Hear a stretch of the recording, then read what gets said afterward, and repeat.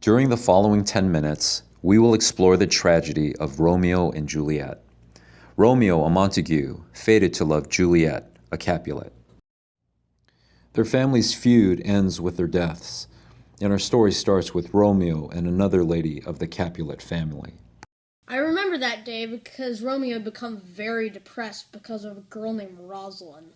She was also related to the Capulets and was studying to become a nun.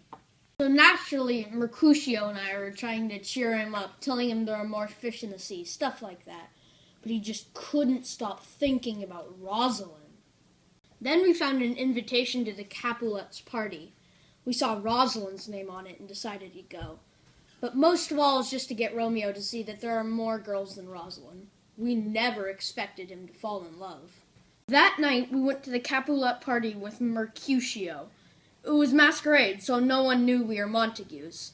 Romeo mentioned before the party that he had a bad feeling about going, but Mercutio and I just poked fun and didn't take him seriously. Romeo's friends go to dance. Romeo was left alone, but then he spotted Juliet. He fell in love immediately. Dazed, he bumped into Tybalt, a Capulet who recognizes Romeo's voice.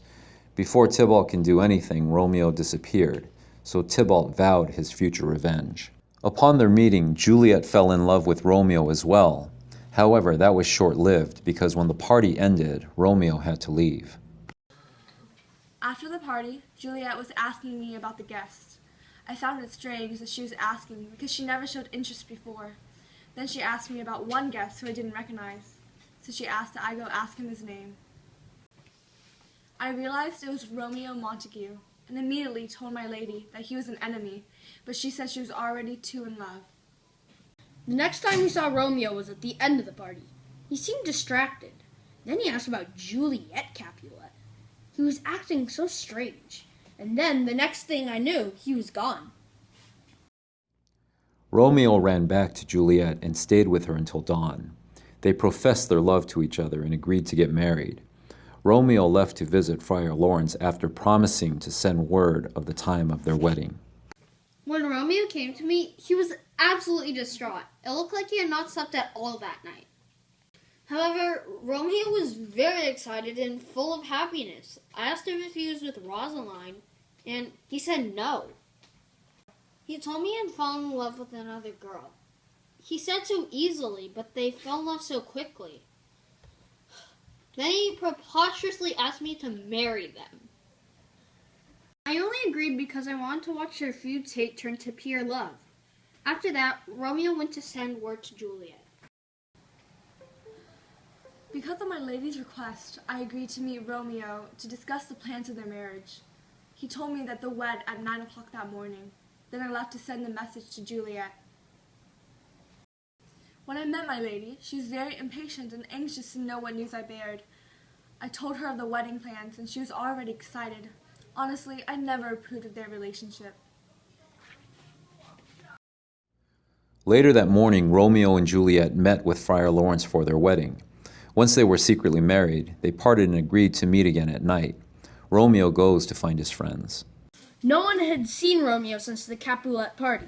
We just assumed that he was with some girl. Mercutio and I were together when Tybalt started making his way over to us. He was looking for Romeo, but Mercutio just wanted to provoke him. Then suddenly Romeo appeared. Tybalt immediately ignored Mercutio's comments and approached Romeo. He challenged him to a duel, but Romeo refused, which was not a very Romeo thing to do. However, Mercutio was outraged. To save Romeo's honor, Mercutio challenged Tybalt. In an attempt to stop all the madness, Romeo was trying to stop them from shooting. However, he missed one. Tybalt managed to murder Mercutio, and as soon as he realized it, he ran.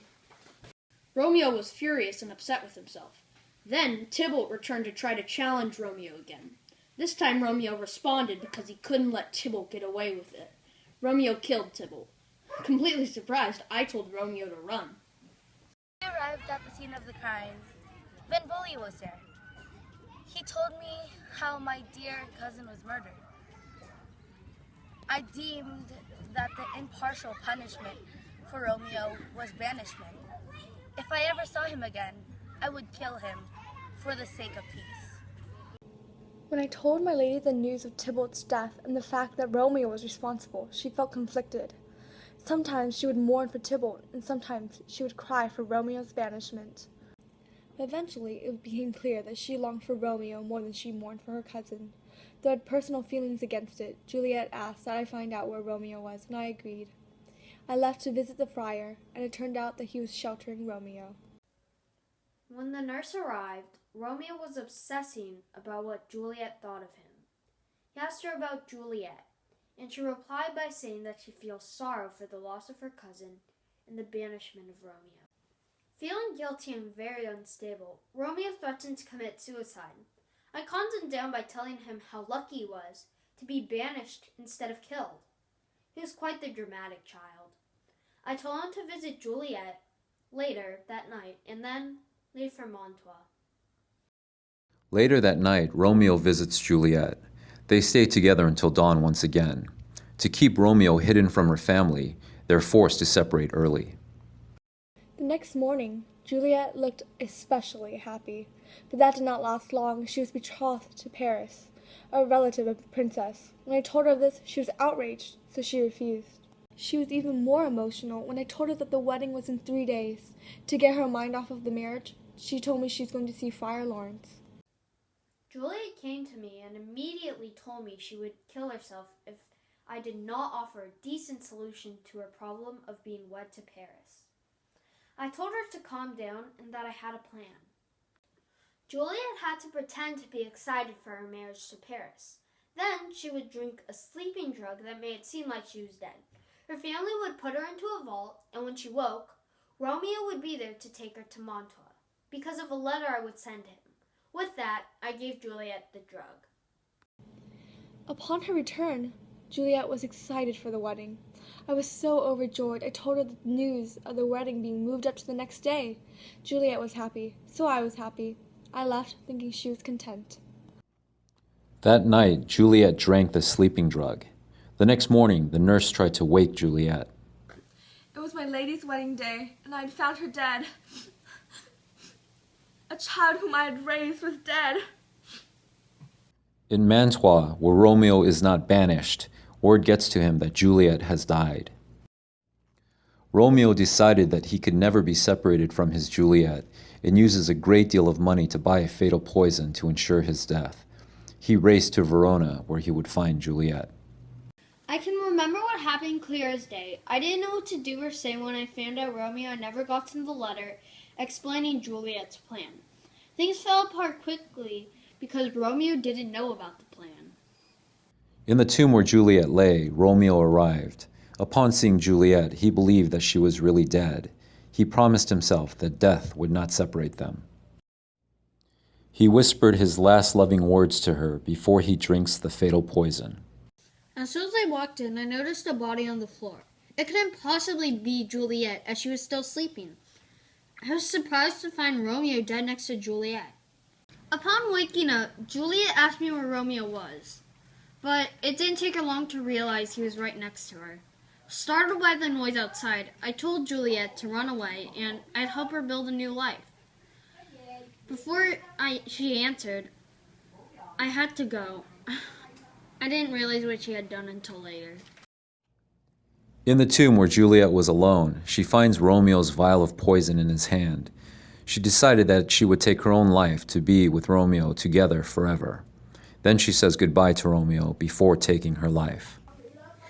The saddest thing I've ever had to do was explain the whole story to the Capulet and Montague family. I was happy that the princess was able to restore the peace, though everyone knew that Romeo and Juliet's story would be passed on and on until everyone knew of the tragic tale.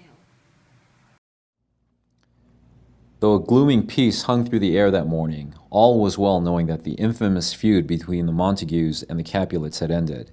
It was such a shame that Romeo and Juliet had to die in order for the feud to end. There truly was never a story of more woe than this of Juliet and her Romeo.